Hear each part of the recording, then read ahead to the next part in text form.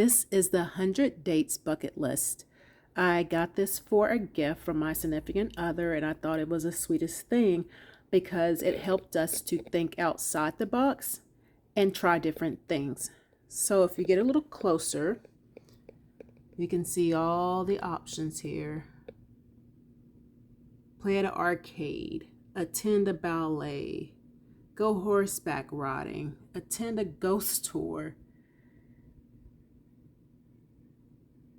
When it came in, it came rolled up in a tube, but it was easy to unroll and it has stayed straight.